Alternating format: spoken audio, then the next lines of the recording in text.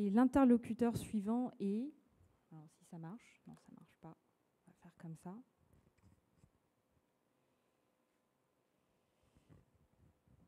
Alors, pour ceux qui n'ont pas eu leur petite fiche agenda et formulaire d'évaluation, il sera toujours possible d'en récupérer à la pause. Et surtout, ceux qui n'ont pas reçu leur t-shirt Yammer pourront récupérer à la pause. Marc de Villard, PDG de Motivation Factory, va nous faire une dissertation sur disruption. C'est un peu comme ça que ça s'est passé. J'ai dit, Marc, est-ce que tu veux bien venir parler à nos clients comme tu l'as fait l'an dernier? Et puis le thème, je te donne le thème, disruption. Voilà. Tu as 2 semaines et 30 minutes. Voilà. Donc je te laisse la parole. Tu peux me lancer la présentation? Bien sûr. Voilà, donc j'ai préparé pendant 30 minutes et la présentation va durer 2 semaines. J'espère que ça va vous plaire.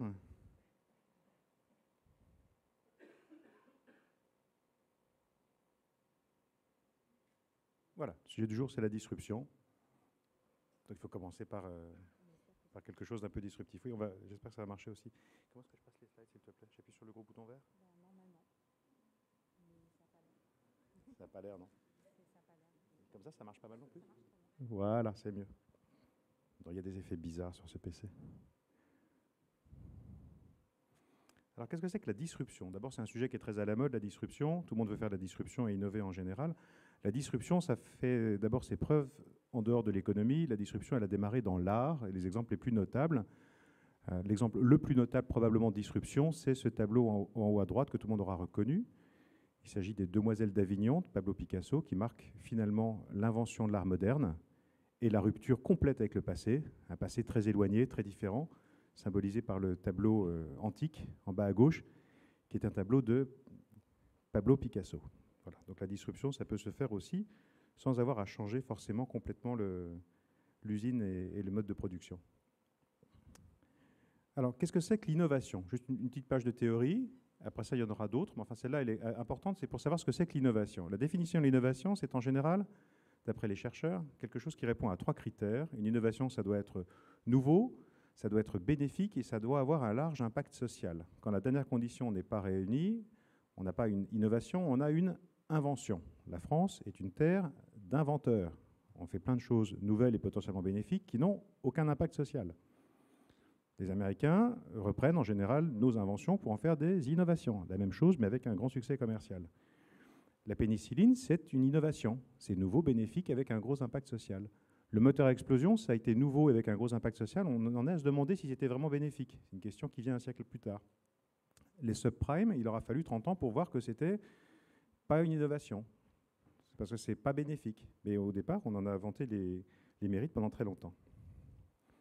Alors, revenons à la disruption, parce que c'est le sujet du jour. Qu'est-ce que c'est qu'une disruption? Alors, je suis allé demander à M. Larousse, qui est très bien informé, et qui a dit qu'une disruption, en français, c'est un synonyme d'un claquage disruptif. Là, tout de suite, vous vous sentez mieux informé.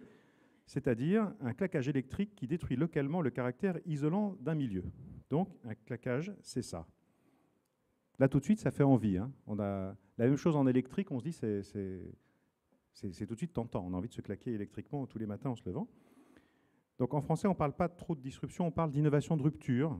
Voilà, donc c'est ça. Ça, c'est plus plaisant. C'est Gottlieb, c'est toujours plus rigolo. Le point important sur le claquage disruptif, c'est que l'image de l'électricité n'est pas neutre. Jeu de mots. L'image de l'électricité, quand on parle du caractère isolant d'un milieu, je voulais illustrer ça avec ce très beau mur que vous aurez reconnu, qui se situe du côté de Berlin, qui a disparu depuis. Et pour rappeler que ce mur a été construit pour protéger les populations d'Europe de l'Est des invasions des méchants Européens de l'Ouest qui allaient tous foncer en masse vers le paradis communiste. Donc ce mur était destiné à protéger la population d'Allemagne de l'Est. On a un peu oublié ça.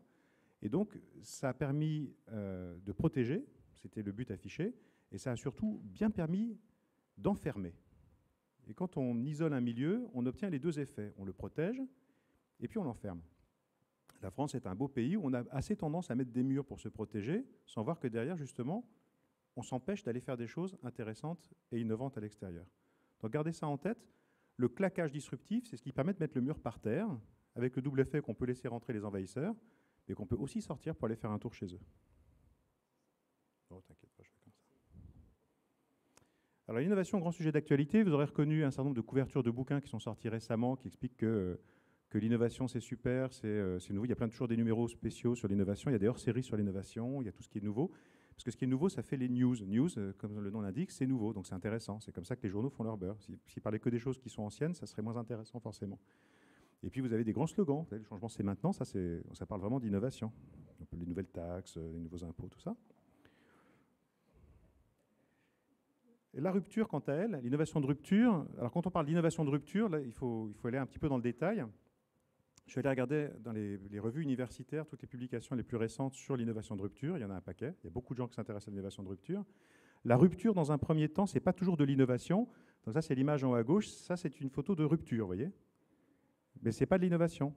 C'est la rupture telle qu'on l'entend en général.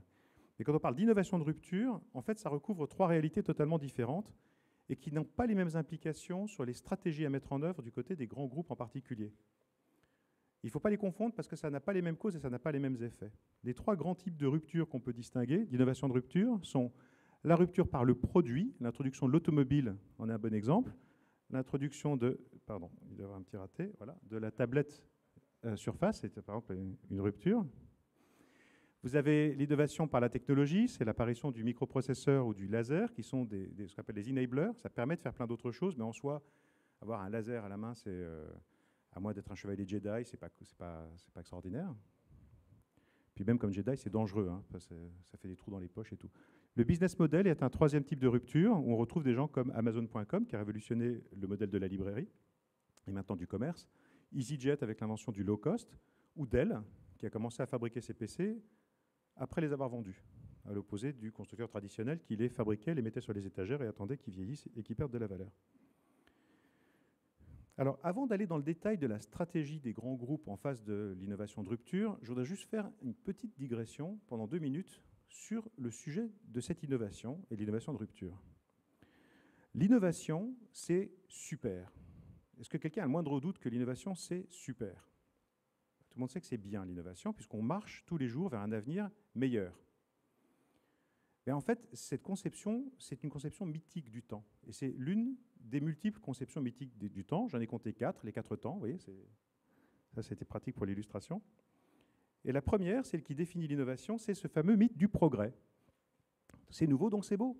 Il me le faut. Vous voyez, donc encore un raté, excusez-moi. C'est la progression de Windows depuis les origines jusqu'à nos jours. On voit les versions qui s'améliorent. Alors déjà, elles étaient super, mais c'est encore meilleur d'année en année. C'est l'espérance de vie qui s'améliore, bon, sauf quand il y a des bombardements massifs où ça a tendance à diminuer brutalement. Et puis, vous avez l'évolution de l'espèce humaine qui va clairement vers le meilleur. Regardez Wall-E et vous voyez à quoi on est destiné en tant qu'espèce. C'est génial, ça donne envie quand même. Voilà. Donc c'est un mythe. La conception que ça sera toujours mieux demain, c'est un mythe. C'est une grosse blague en fait. Enfin, vous y croyez si vous voulez y croire. Mais c'est quelque chose qu'on n'est pas supposé remettre en cause parce que c'est tellement évident qu'il faut absolument être d'accord avec ça. Il n'y a pas que ce mythe-là. Il y a le mythe exactement inverse, qui est tout aussi reconnu, accepté, il va de soi. C'était mieux avant. On décadons. C'est une déchéance complète depuis l'âge d'or, mythique, idéal, où l'homme vivait en paix avec les animaux et avec lui-même, où il mangeait des choses naturelles, où il vivait dans la nature. Il avait une espérance de vie de 30 ans, c'était trop cool. Il mourait d'un rhume ou d'une appendicite. C'était le terroir. Il fabriquait son propre vin qui sentait pas bon, c'était vraiment bien. C'est William Sorin, le cassoulet, established 1898. Qui peut mieux faire que ça? C'est 40 ans de Nutella, dont 20 ans de différence, enfin d'expérience qui font toujours la différence. C'est le Lévi original, le Lévi-Strauss d'origine, celui qu'on ne pouvait pas plier parce que c'était de la tôle.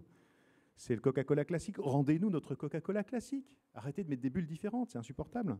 C'est le retour à la Mini, un grand succès. Pour le retour à la DS, je n'ai toujours pas compris quel était le rapport avec l'original, mais ça s'appelle pareil, donc ça doit être aussi un grand retour aux sources. Et puis, ce n'est pas parce que c'est vieux que c'est pas bien.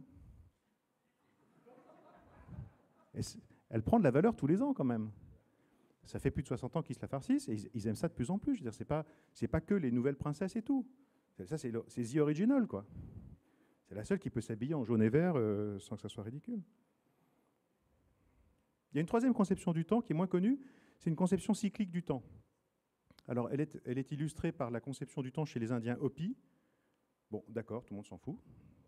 Mais il y a une deuxième conception du temps qui est assez originale. Je ne sais pas si quelqu'un a déjà entendu parler dans cette salle. C'est la conception de la théorie de la jupe ou la théorie de l'ourlet aux États-Unis. Suivant cette théorie, la longueur des jupes varie suivant un cycle d'à peu près 25 ans. Donc je vous la joue rapidement. Quand la jupe est très très longue et qu'on commence à se casser la gueule, on est obligé de la raccourcir. Donc les gens de la mode raccourcissent la jupe d'environ 2 cm. 2 cm, c'est cool. 4, c'est de l'avant-garde. 6, c'est de la démence. Donc ça raccourcit 2 cm, voire un peu plus par an, en moyenne, quoi. Le gars qui fait 2 cm de plus, lui, il n'a rien compris. Lui, il est revenu en arrière, quoi. C'est un rétrograde. Et donc on raccourcit, on passe successivement le genou, on arrive à un moment où ça devient difficile de raccourcir plus, c'est des lois. Et donc là, comme on ne peut plus raccourcir, il y a une période d'1 an ou 2 où on se demande ce qu'on fait, puis ensuite on rallonge. Et donc le gars qui raccourcit, il est à l'envers, celui qui rallonge, il est bien, celui qui rallonge trop, il est très en avance, et puis on revient jusqu'à se prendre les pieds dedans. Il y a une deuxième théorie de l'ourlet qui dit qu'en fait, la longueur de la jupe est corrélée, elle, au niveau de prospérité économique. C'est-à-dire quand il fait beau, on a la jupe courte, et quand il ne fait pas beau économiquement, on a la jupe longue. Et donc c'est relié au cycle de Kondratiev qui font à peu près 25 à 30 ans aussi. Donc on n'est pas encore sûr aujourd'hui de savoir lequel des deux fonctionne. On verra. Normalement, si vous regardez les jupes dans les jours qui viennent, vous saurez s'il va faire beau dans les 2 ans qui viennent d'un point de vue économique. Et puis la quatrième conception du temps, c'est celle de l'Ecclésiaste dans la Bible. Ce qui a été, c'est ce qui sera. Ce qui s'est fait, c'est ce qui se fera. Il n'y a rien de nouveau sous le soleil. Voilà, c'est un peu déprimant. Enfin, il y a des gens qui vivent quand même là-dedans. Hein. Les Amish, ils vivent dans un monde qui s'est arrêté. Si vous sortez la nuit et que vous levez la tête, ça raccourcit beaucoup les perspectives, ça les réduit. Et on se dit que finalement, c'est les petites choses qui changent, le progrès, l'invention de ça, c'est pas grand-chose par rapport au grand spectacle du monde qui n'a pas, lui, beaucoup évolué depuis quelques milliards d'années. Bah oui, ne perdons pas le goût des choses simples. Vous voyez, ça, c'est quand même un intemporel, les Knackierta. Le cycle de la vie, 4 pattes, 2 pattes et 3 pattes, ça n'a pas beaucoup évolué. On fait encore les enfants en couple. Ah non, celui-là, ça a changé, pardon. Excusez-moi, ça, c'était une erreur. Il y a eu du progrès depuis. Il y a aussi des mythes pour l'espace. Il n'y a pas que le mythe du temps. Le mythe dans l'espace, alors en France, il est très prégnant, le mythe de l'espace, et il est double. Il y a, si ça vient de loin, c'est mieux. Alors, exemple, vous avez ce gigantesque artiste américain, très connu, Patrick Hernandez, qui a lancé avec beaucoup de succès « Born to be Alive », un slogan comme on en fait quand même pas souvent, et qui a marché en France après avoir expliqué aux radios que ça avait eu un énorme carton aux États-Unis, où on n'avait jamais entendu parler de lui. Mais c'est pas grave. Ça a marché. Donc il est passé à la radio en France, il a fait un carton, et ensuite il a fait un carton aux États-Unis. Mais il n'aurait pas pu le faire en disant j'arrive du Poitou, j'ai fait une chanson. Ça ne marchait pas. Il y a le deuxième syndrome qui est totalement contradictoire, mais ça fait rien, c'est pas grave les contradictions dans les mythes. Hein. C'est si c'est pas fait chez moi, c'est nul. Ça s'appelle le Not Invented Here, NIH, et il marche très très bien en France aussi. C'est toujours plus nul quand c'est fait dehors. Alors à côté de ça, il y a une réalité qui est en fait, il y a aussi des trucs qui sont bien, qui sont faits pas loin, qui sont faits pas forcément par une très grosse boîte à 12 000 km, ou par les ingénieurs en interne. Et en France, il serait temps que les grands groupes en particulier se réconcilient avec un écosystème de PME. Ils ont beaucoup de mal à faire, travailler avec des boîtes qui sont pas capables de gérer un contrat de 600 pages où il faut 70 heures de négociation pour commencer, qui n'ont pas déjà 500 références à la création ou un bilan de 20 millions d'euros, et je parle en connaissance de cause. Voilà. Toujours dans les mythes, juste pour passer, dans les contradictions, vous avez le fait à la machine, donc c'est mieux, machine à commande numérique, laser turbo avec des machins qui bougent. Mais fait à la main, c'est mieux aussi. Donc vous choisissez votre camp, mais de toute façon, les deux sont très très bien. Alors, comme pour l'instant, on ne fait pas les choses toutes seules et que c'est forcément fait à la machine ou à la main, imagine, tout le monde est content à la fin. Mais ça fait aussi partie de la dimension mythique des produits ou des services qu'on vous offre. Une fois qu'on a compris que tout ça, c'était mythifié, qu'il fallait prendre un peu de recul par rapport au concept d'innovation, on va revenir sur ce qui constitue les 3 types d'innovation de rupture. La rupture par le produit, par le business model et par la techno. Alors, par le produit, en fait, c'est une opération qui suit toujours les mêmes étapes. Ça aussi, c'est très, très bien documenté. Au départ, il y a une nouvelle technologie qui arrive. On a ce qu'on appelle un boom technologique, qui est une période pendant laquelle il y a une floraison de nouvelles entreprises qui arrivent et qui mettent chacune un nouveau produit sur le marché qui est révolutionnaire. It's a revolution. Vous voyez, c'est comme le iOS, et vous complétez le numéro. C'est une révolution. Et là, à ce stade-là, on a en gros pratiquement plus de producteurs que de consommateurs. Il n'y a que les frappadingues qui s'y intéressent, mais ils ont tous leur propre boîte pour montrer qu'ils sont mieux que les autres. Après ça, on a une grosse phase de consolidation, c'est-à-dire qu'il y en a plein qui ne tiennent pas la route, mais ça fait avancer les technologies de façon générale, donc tout l'écosystème avance, ça se solidifie, et puis on arrive à la fin à un design dominant, et là, il n'y a plus que 3 acteurs qui s'en sortent. Illustration de cette vague d'adoption. L'automobile, pour prendre un gros exemple très très connu, alors rien qu'en 1898, il y a eu 89 nouvelles marques créées en France. Vous avez la courbe à côté, vous voyez les courbes de création de marques tous les ans en France. Ça a un petit peu baissé depuis les années 30. Mais vous voyez, à l'époque, c'était quand même le grand boom, quoi. N'importe qui savait travailler la tôle faisait sa propre voiture. Enfin, quand on faisait sa propre voiture, rappelons-nous, 2 voitures successives qui sortaient du même atelier pouvaient faire 15 cm d'écart en longueur. Comme on ajustait les pièces une par une, et qu'on ne savait pas trop rallonger de la tôle, quand ça ne collait pas, on coupait. Donc ça pouvait faire des choses très, très variées et intéressantes. Il n'y a pas de pièces détachées, il n'y a pas de pièces de rechange. On retournait dans le même atelier pour faire réparer sa voiture. À l'époque, 3 technos en présence: l'air comprimé, l'électricité, déjà, et puis le moteur dit à essence de pétrole. Voilà. Et au passage, la floraison de nouvelles compagnies a provoqué des avancées, a permis des avancées rapides sur le freinage, la direction, l'amortissement, les pneus. À la fin du 19e siècle, 45% de la production mondiale d'automobiles est concentrée en France. On fait partie des très très grandes nations de l'automobile. En 1898, on a fait en France un concours des voitures de place. Sur 12 jours, il y avait 26 concurrents inscrits, il n'y en a que 12 qui se sont présentés. En particulier sur la dizaine de véhicules à essence de pétrole qui s'étaient déclarés, il y en a N-1 qui ont déclaré forfait parce qu'ils n'ont pas réussi à finir leur modèle à temps. Et donc on faisait faire à des fiacres motorisés l'équivalent de ce que faisait une voiture à cheval pendant une douzaine de jours, dont un Paris-Versailles le dernier jour. Et puis on regardait tout. Combien ça consommait, est-ce que ça mangeait plus d'avoine qu'un cheval, etc. À quelle vitesse ça roulait, est-ce qu'on écrasait des gens en route, combien il fallait de gens pour arriver à faire fonctionner tout ça. Et à la fin des 12 jours, il y a eu un jury qui s'est réuni et ça a donné lieu à ce merveilleux rapport. Monsieur Hospitalier, dans un des journaux de l'époque, précise: il est acquis que le fiacre à moteur d'essence de pétrole ne saurait constituer un système d'exploitation de voitures publiques dans une grande ville. Voilà, en 1898, je vous l'affirme, la bataille pour l'automobile, pour la techno automobile a été gagnée de façon définitive par le moteur électrique. Et voilà. Et donc, pas très longtemps après, Ford a sorti la Ford T, qui était donc moche, qui puait. Enfin, ça consommait quand même 26 litres d'essence au 100, le moteur essence de pétrole. Ça a peut-être joué aussi dans les choix des jurés. La Ford T était à un tarif accessible, pas les autres. Et donc, c'est le marché qui a tranché. Donc, les experts ont continué sur le moteur électrique tout seul. Le moteur à air comprimé est parti au musée. Et 10 ans après, il n'y avait plus de moteur électrique non plus.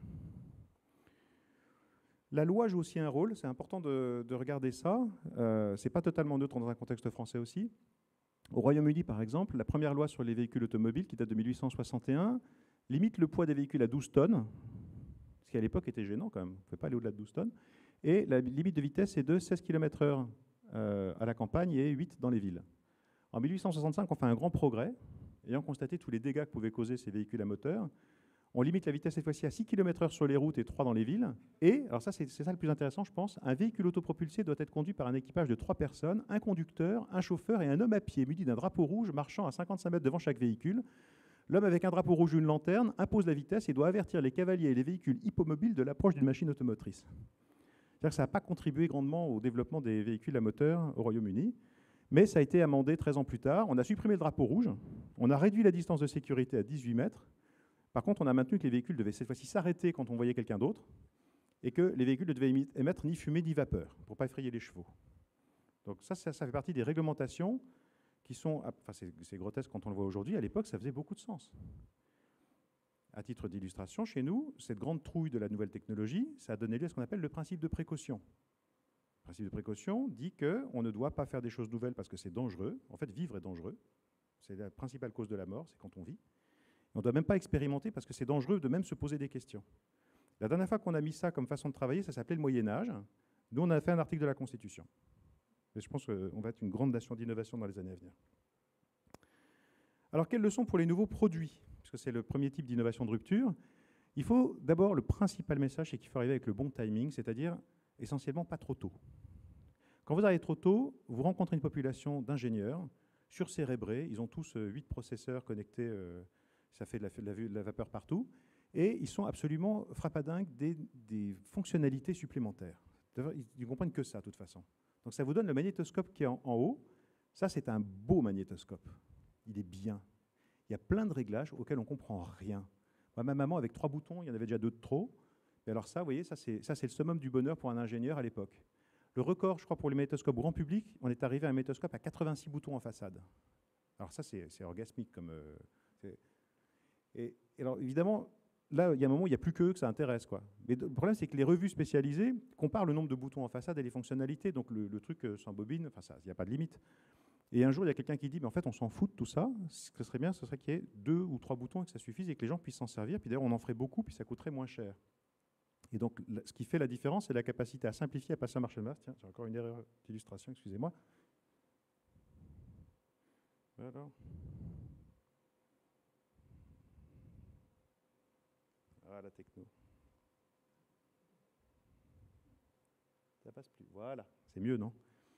Non, pour le cas du PC, ce qui est intéressant, c'est que ce n'est pas le Mac qui a simplifié le PC, c'est le PC qui a simplifié le PC. Pour ceux qui étaient nés avant 1981, souvenez-vous qu'à l'époque, la concurrence entre ordinateurs, elle était verticale. Il y avait Amstrad, Atari, il y avait Sinclair, il y avait plein de choses comme ça. Chacun vivait dans son univers vertical qui fournissait sa machine, qui tournait sur son processeur, sa mémoire vive, son disque dur, son OS, ses applications, son mode de stockage. Il y avait tout ce qu'on voulait et c'était totalement séparé. On ne programmait pas pareil d'ailleurs d'une machine à l'autre. Quand IBM a normalisé tout ça avec l'IBM PC, en fait, il a rendu la concurrence horizontale. On a pu se battre sur les disques durs, les claviers, les écrans, tout ce qu'on pouvait imaginer. Il n'y a que 2 zones qui n'étaient pas concurrentielles d'origine, par nature. Le processeur, donc ils se sont adressés à une boîte qui ne savait pas en faire. Ils ne sont pas adressés à des gens qui savaient faire des processeurs. Ils se sont adressés à des gens qui savaient faire de la mémoire vive en disant ceux-là, ils vont rester petits. Ça s'appelait Intel. Et puis pour l'OS, ils se sont adressés à une toute petite boîte, pas très connue, qui s'appelait Microsoft. Et donc IBM n'avait aucun des deux maillons. Ils ont fait la fortune de 2 sociétés, j'imagine sans trop le vouloir, en créant un standard et en donnant ces 2 standards, en tout cas, à des sociétés privées. Donc la grosse capacité à gagner, c'est la capacité à simplifier, à passer au marché de masse. Or, c'est en général les grands groupes existants qui ont cette capacité à passer au marché de masse. Donc il ne faut pas se désespérer quand on a une nouvelle techno qui débarque. Il faut attendre que ça se calme et racheter les bons acteurs au bon moment. Et d'ailleurs, les gros acteurs, parfois, disposent eux-mêmes de la technologie parce qu'ils l'ont développée en interne. C'est juste qu'ils ne savent pas l'exploiter. Donc, premier exemple, la société Kodak. Si quelqu'un peut-être s'en souvient, parce que ça commence à dater un peu. Kodak, en haut à droite, vous avez un monsieur qui est un monsieur célèbre. C'est un ingénieur de chez Kodak et il est très fier parce qu'il a dans les mains le premier appareil photo numérique. C'est un appareil qui a été conçu et réalisé chez Kodak. Et ensuite, ils l'ont soigneusement mis de côté parce que ça vendait très peu de pellicules.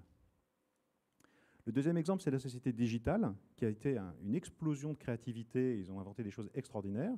À titre d'illustration, vous avez ici le premier Walkman numérique. Et puis, vous avez ici le premier logiciel de groupware qui s'appelait X-Notes, qui a été l'ancêtre de Lotus Notes, qui a été l'ancêtre de SharePoint, qui a été l'ancêtre de Cousin, de Yammer, l'ancêtre. On verra après ça pour les relations de famille. C'est en tout cas un parent proche. Et puis le dernier exemple, c'est le livre électronique qui a été lancé en 2000 en France, sous la marque Cital, et qui a eu juste 0 succès, alors que, remarquez, on nous avait prévenu. Ça, pour le coup, j'étais patron de la boîte qui a lancé le livre électronique à l'époque. On nous avait bien expliqué qu'une tablette lumineuse en couleur, haute définition, écran tactile, format A4 et qui pouvait aller sur Internet, il n'y avait aucun avenir. Il n'y a pas de marché pour ça. Donc maintenant, on le sait. Alors, quelles sont les leçons pour les grands groupes? D'abord, le plus efficace, c'est réellement de laisser les pionniers se mettre sur la figure, en attendant que ça commence à bien se solidifier. Et là, on rachète un ou plusieurs d'entre eux et on passe au marché de masse. Donc ça, c'est ce qu'on appelle l'écosystème. Il faut garder en vie des petites boîtes très innovantes avec des gens qui sont prêts à prendre un pari risqué. Et puis attendre pour voir qui s'est planté et qui a réussi. Et là, on rachète. Donc la vision de l'écosystème qui est présentée, quand on vous parle d'un grand groupe, c'est ça, un écosystème. C'est beau, c'est Nemo. Voilà. Bon, la vraie notion de l'écosystème, évidemment, c'est plutôt ça. Donc on attend que les petits poissons, il y en ait moins, et ensuite on arrive et on les boulotte. C'est la vraie leçon de l'écosystème. Deuxième type de rupture, la rupture par le modèle d'affaires. Alors, l'idée reçue, c'est que les nouveaux modèles d'affaires tuent les anciens rapidement. Il y a une sorte de grande vague, et puis pof, toutes les grosses boîtes disparaissent. C'est absolument faux. Les nouveaux business models prennent une part du marché significative, et puis ensuite ils se stabilisent. Et comme en parallèle, ils font croître le marché, ça ne veut pas forcément dire que les groupes existants perdent des sous. Donc lancer un nouveau modèle d'affaires, c'est en général, c'est une mauvaise idée pour un groupe existant et établi. Il ne faut pas avoir une grande trouille phénoménale de tout ce qui va se passer de nouveau, parce que c'est souvent moins douloureux que ce qu'on imagine. À titre d'illustration, les low cost, en français on dit les low cost, les basses côtes, je ne sais pas pourquoi, mais donc les low cost, ce sont des sociétés qui sont passées en 10 ans, typiquement, d'une part de marché de 9% à 22%. Et ce n'est pas les nombres de places en capacité, parce que ça serait moins impressionnant que ça, c'est lié au trafic. Donc c'est vraiment sur du trafic passager. Si vous pondérez ça par le prix du billet, on est loin en dessous des 22% de part de marché. Et parmi ces compagnies low cost, une bonne partie appartiennent à des grands groupes existants qui ne sont pas low cost du tout. Donc ça, c'est la grande vague de renouvellement par le modèle d'affaires. Ce n'est pas du tout aussi impressionnant et effrayant que ce qu'on pouvait imaginer. Et comme, du coup, un message un petit peu sage qui dit il faut attendre et voir ce qui se passe, quelles sont les leçons pour un grand groupe? En fait, il y a 3 cas de figure où un grand groupe a intérêt à se lancer dans la disruption par le modèle d'affaires. On va les prendre dans l'ordre. Le premier cas, c'est quand la disruption elle a lieu chez quelqu'un d'autre. Donc, en fait, on est bien établi sur un marché. C'était le cas de Canon, typiquement dans l'optoélectronique. Ils sont allés s'attaquer au marché de la photocopieuse où il y avait essentiellement Xerox et personne d'autre. Et pour gagner ces parts de marché et renverser l'énorme acteur monopolistique ou quasi monopolistique de l'époque, ils se sont appuyés sur leurs affaires, enfin sur leur savoir-faire plutôt, et ils ont renversé le modèle d'affaires de la photocopieuse. Et c'est comme ça qu'ils ont réussi à prendre pied. Donc vous allez disrupter, mais pas chez vous. On peut disrupter chez soi. Ça, c'est quand on n'a plus le choix. Dans les années 60, la plus grosse chaîne de magasins aux États-Unis s'appelle, alors je ne sais pas comment ça se prononce, Kresge, j'imagine. Et donc personne n'a entendu parler de Kresge. C'était des supermarchés type Galeries Lafayette. Et ils se sont dit que leur modèle était voué à l'échec parce qu'il commençait à apparaître la notion du discount store. Ils ont lancé le premier en 1962. On a gardé la lettre K, on a appelé le magasin Kmart. Et en moins de 10 ans, la chaîne s'est rebaptisée Kmart et a fermé ses derniers magasins traditionnels. Donc là, ils l'ont fait parce qu'en fait, ils n'avaient plus rien à perdre sur leur magasin traditionnel. Ils savaient qu'ils allaient disparaître de toute façon. Troisième cas de figure, on peut lancer un nouveau business model quand on pense qu'il va créer un marché qui va être largement supérieur en taille à l'ancien. Ça a été le cas de Seiko, qui a lancé en 69 la première montre à quartz, mettant par terre tout son savoir-faire traditionnel sur la montre mécanique, puisqu'on a augmenté la précision d'un facteur, je crois, à peu près 10 000, en passant de l'aiguille au quartz, enfin du mouvement mécanique au quartz. Donc ils ont fichu par terre tout ce qui existait, mais ils pensaient que le nouveau marché était beaucoup plus intéressant que l'ancien. Une autre illustration, c'est très exactement ce qu'est en train de faire Microsoft. Microsoft a réalisé successivement que le marché de la pub était probablement en taille 10 fois supérieur à celui du logiciel. Donc Google était sur le bon marché et Microsoft pas. Ça a été le lancement de Bing et toutes les tentatives pour revenir sur le marché de la pub online et de la pub en général. Et puis le changement de stratégie qui a eu lieu ces derniers mois montre aussi, essentiellement qu'on va essayer d'établir un marché de base pour un nouveau type de produit et potentiellement qu'on se pose des questions sur le deuxième item, celui du milieu. Troisième cas de rupture, c'est la rupture par la technologie. Alors, une technologie de rupture, ça se caractérise par quoi? Ça se caractérise par le fait que les critères de choix des clients changent. On n'utilise plus les mêmes métriques pour dire ce qui est performant et ce qui ne l'est pas. Je vais l'illustrer de façon différente. En haut à gauche, vous avez le marché traditionnel de la photo. Ça a été pendant très longtemps un marché masculin, la photo. Et on a expliqué aux clients que la taille importait beaucoup. C'est important d'avoir un objet le plus long et le plus large possible. Et c'est ça qui caractérisait l'aspect viril de la chose. Je ne vais pas m'étendre sur les détails, mais enfin, on a quand même fait une adéquation complète entre plus c'est gros et plus c'est cher, et mieux c'est, et plus on se sent bien dans sa peau. Et puis est arrivé le téléphone, pas le téléphone, l'appareil photo numérique. J'ai du mal à le trouver, le Nokia en appareil photo. Hein. Il date un peu, mais enfin, je fais un effort. Et là, on nous a expliqué qu'en fait, plus c'était petit, mieux c'était. Donc là maintenant, on en est à réinventer quels sont les bons critères de taille, parce que ça plaît plus aux femmes le fait que ça soit plus petit et plus joli. Il faut arriver à retrouver les bons critères. Enfin, ça a quand même été un gros renversement. En bas à gauche, vous avez un coin de salon magnifique de la fin des années 90. D'accord? Donc là, vous avez bien compris les critères de choix. Il faut que ça prenne d'abord de la place. Ça, c'est très important d'avoir beaucoup de place. Il faut avoir beaucoup de disques. Il faut avoir une chaîne à plusieurs étages et des étages gros avec plein de boutons dessus. Et il faut avoir un baffle dans lequel on peut manger à 6. Ça, c'est vraiment bien aussi. Un truc qui permet normalement de démonter les fenêtres 3 étages au-dessus quand on pousse les basses à fond et d'avoir un son qui est d'une pureté cristalline, où on entend parfaitement le moindre craquement du vinyle. Si vous vous souvenez du craquement du vinyle, la nostalgie du craquement du vinyle, c'était bon le craquement du vinyle. On a perdu ça quand on est passé au numérique. On est passé au numérique à droite, qui prend honnêtement moins de place. Donc les critères de ça prend beaucoup de place, si on voit tous mes disques, ne sont plus tout à fait respectés. La qualité d'écoute musicale est légèrement mise en doute, surtout dans le métro. Mais en fait, on s'en fout, c'est quand même beaucoup plus pratique. Et ça permet d'emporter toute sa musique, voire plein de musique qui n'est pas à soi, à peu près partout. Donc les critères ont totalement changé. Il a fallu réinventer les critères de choix. Le PC est passé par les mêmes avatars, avec la difficulté pour Intel qu'ils ont communiqué sur les fréquences de processeurs pendant 30 ans et que là, maintenant, ce n'est plus le bon critère. Donc on ne sait plus trop comment distinguer un bon processeur d'un pas bon. Je pense que c'est le nombre de caractères dans la référence qui fait que c'est mieux maintenant. Alors, comment savoir ce qui va l'emporter? Puisque dans les nouvelles technologies, c'est vraiment ça la question. Il y a en général plusieurs enjeux, il faut savoir ce qui va l'emporter. La première façon de faire, c'est d'attendre 20 ans et de regarder en arrière. Et les prévisions sont toujours beaucoup plus justes quand elles portent sur le passé. C'est un constat qui est un constat assez universel. Les experts se trompent moins quand ils parlent du passé que quand ils parlent de l'avenir. Donc vous vous méfierez si vous lisez des grands bouquins sur l'innovation. La plupart des bouquins de gourous et d'experts qui portent sur l'innovation prennent des études de cas qui datent d'il y a plus de 20 ans. Et ils ont totalement raison. Il y en a extrêmement peu qui prennent le risque d'annoncer ce qui va se passer d'ici 20 ans. Ça, c'est plus risqué. Il y a une exception notable, c'est l'État français. L'État français, lui, il sait ce qui va être bon dans 20 ans. Il a même créé une commission de l'innovation 2030 parce qu'il sait très bien ce qui va marcher. Il suffit de prendre 25 personnes surcérébrées et de leur dire d'y réfléchir. Et elles savent mieux que tout le monde, y compris surtout mieux que le marché, ce qui va bien fonctionner. Voilà. On a des succès colossaux. Le Minitel, que tout le monde nous envie quand même. La technologie SECAM pour la télé, adoptée par nous. Et que par nous. Mais les autres ont eu tort, quoi. Voilà. Donc ça, c'est la première façon de s'en sortir, c'est d'attendre. La deuxième façon de s'en sortir, c'est d'arriver tôt dans l'écosystème pour identifier non pas quelle technologie va gagner, mais quelles sont les étapes de la chaîne de valeur qui vont devenir naturellement monopolistiques, qui vont être des étapes cruciales. Quelle va être la ressource rare dans ce nouveau monde? Et vous allez acheter la ressource rare et vous la mettez au frigo. Et là, vous pouvez faire une fortune quoi qu'il arrive. Et en fait, la troisième leçon, et c'est probablement la plus importante, c'est quand on ne sait pas ce qui va se passer, on demande aux seules personnes qui savent vraiment, c'est-à-dire les clients. C'est les benets qui achètent vos produits et services. Vous allez leur demander, en fait, eux, ils savent. Ils peuvent très bien vous dire ce qui va marcher et pas marcher. Il s'agit des clients actuels et bien sûr des clients potentiels. Alors, en conclusion, parce que maintenant, vous commencez à en avoir un peu marre des slides. Premièrement, l'innovation n'est pas une évidence. Et ce n'est pas la peine de se mettre toujours à plat ventre devant le mot innovation en disant que c'est super et que ça va sauver le monde. Deuxièmement, il faut distinguer entre l'innovation continue et l'innovation de rupture. Et l'innovation continue a évidemment sa place et c'est une place majeure. Et dans la rupture, on distingue produit, modèle d'affaires et technologie. On retiendra que le progrès est un mythe. On retiendra qu'en tout cas de figure, l'innovation ne doit pas être subie. Il vaut mieux être attaquant que défenseur. Et on retiendra enfin que c'est toujours le marché qui décide de ce qui va fonctionner et de ce qui ne va pas fonctionner. On retiendra aussi que l'innovation de rupture est toujours difficile.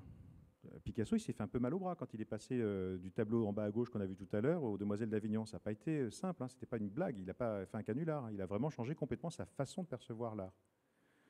C'est difficile, en particulier dans les grands groupes. Donc je voulais l'illustrer par ce joli petit cartoon que vous avez dû vivre en fait dans la vie réelle, où un employé a remis une suggestion à son patron qui dit « Écoutez, c'est excellent, cette approche est extrêmement innovante, mais nous ne pouvons évidemment pas y donner suite parce qu'on n'a jamais fait ça avant. » Voilà. C'est un peu le problème intrinsèque de l'innovation. Et puis, en conclusion toujours, l'innovation, ce n'est pas un choix, c'est une réalité. Alors, si vous ne voulez pas faire le choix de l'innovation, c'est-à-dire réduire le risque, vous inscrivez le principe de précaution dans vos statuts, et vous avez, ce qui est en haut à gauche, le vrai nom d'une rue, c'est à 50 mètres du centre Pôle emploi, c'est l'impasse de l'avenir. C'est quand même tout un programme. Plutôt que d'arriver avec une variabilité élevée vers un avenir incertain, vous allez à la mort de façon certaine et continue. Ce qui est quand même beaucoup plus rassurant. L'innovation de rupture, ça se prépare. Les meilleures chances de... Alors, je vais venir là-dessus. L'innovation de rupture, ça se prépare, et ça se prépare en particulier par l'innovation continue. C'est-à-dire qu'il y a un muscle à développer qui permet de toujours courir. Je voulais illustrer ça par cette image qui est tirée d'Alice au Pays des Merveilles. Je ne sais pas si vous connaissez cette image. Alice rencontre la Dame de Cœur, et à un moment, elles se mettent toutes les deux à courir. Je crois que c'est sur un échiquier, et la Dame de Cœur doit courir pour rester sur place. En fait, le paysage bouge sous ses pieds. Et ça bouge de plus en plus vite. Donc elle est obligée de bouger de plus en plus vite simplement pour garder sa place. Et l'innovation, c'est ça en fait.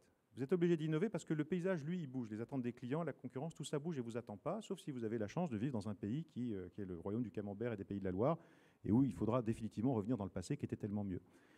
Les meilleures chances de succès, finalement, elles proviennent d'une collaboration active avec les employés, en premier lieu, les clients et l'écosystème, et c'est ce qu'on appelle l'innovation collaborative. C'est-à-dire qu'en fait, vous avez déjà tout un tas de signaux qui vous sont envoyés. La grosse difficulté, c'est d'être capable de les entendre. Et ça, c'est la petite photo de droite, qui est aussi une photo réelle. Je ne sais pas si vous arrivez à voir, je suis désolé, il y avait des reflets ce jour-là.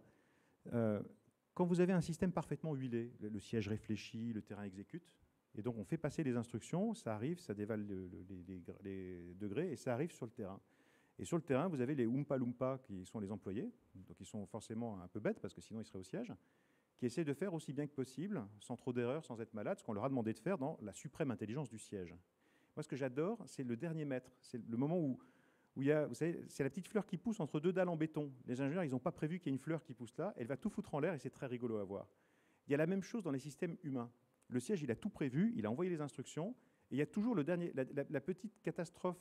C'est un petit cataclysme. Hein. C'est le dernier gars qui a foiré la marche, quoi. Donc, j'aime bien prendre ces photos. Il y a des exemples, j'ai des orthographes du mot ascenseur gravés sur les plaques en inox. Je crois que j'ai 8 orthographes différentes du mot ascenseur. Les mecs, ils les fabriquent. Hein. C'est eux qui posent la plaque, mais ils n'ont pas réussi à trouver comment ça s'écrivait.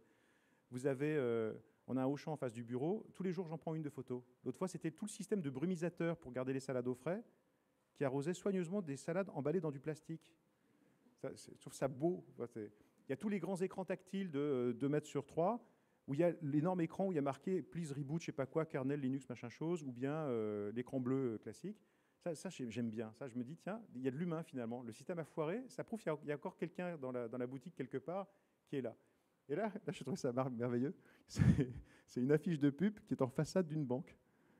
Voilà, c'est pour ça qu'il y a marqué en haut « Banque Assurance », c'est le bon sens. Hein. Le gars qui est allé poser l'affiche a dû la poser par le haut.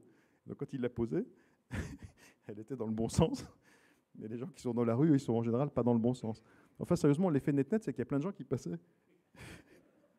Il y a plein de gens qui l'ont lu, alors que d'habitude, les affiches dans les devantures de banque ne sont pas tellement lues, quoi.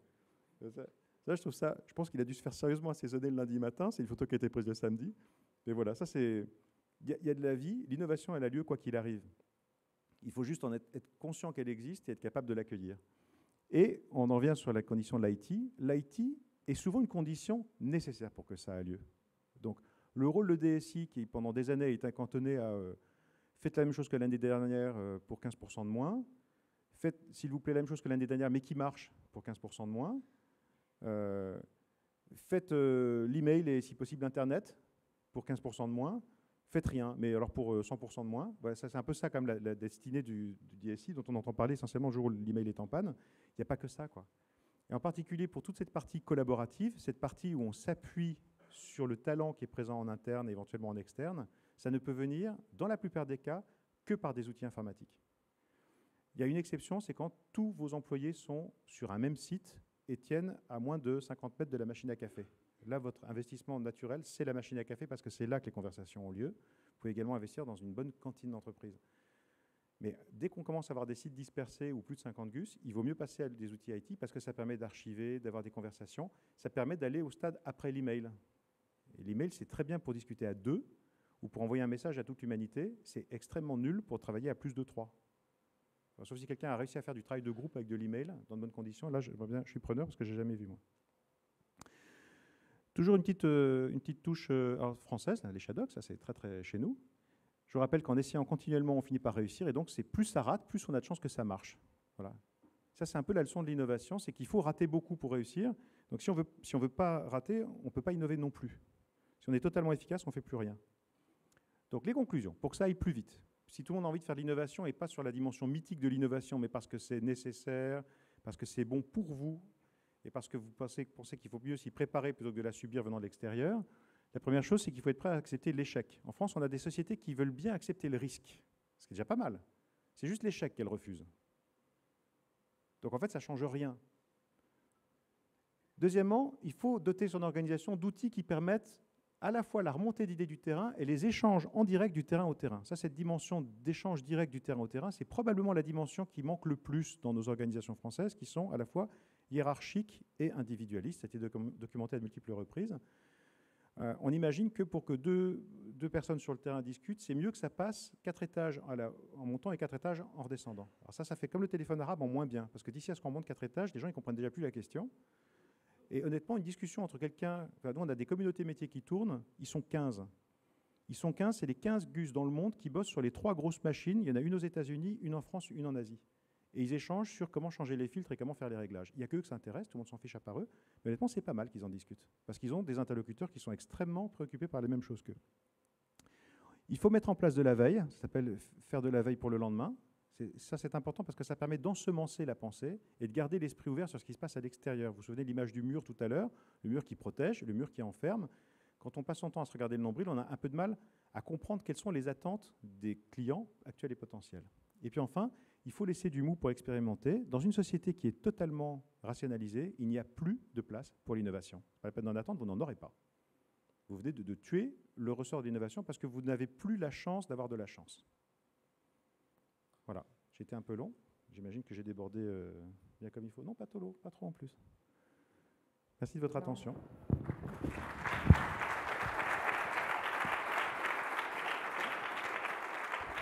Merci beaucoup, Marc. Donc évidemment, il n'a pas pu s'empêcher de faire de la pub, mais on ne peut pas trop lui en vouloir, évidemment. Merci beaucoup, Marc, pour cette présentation en rupture, puisqu'effectivement, comme le monsieur de la banque, tu avais commencé ta slide à l'envers, et j'ai vu peu de gens se retourner dans l'amphi. Mais bon, next time, tu y arriveras.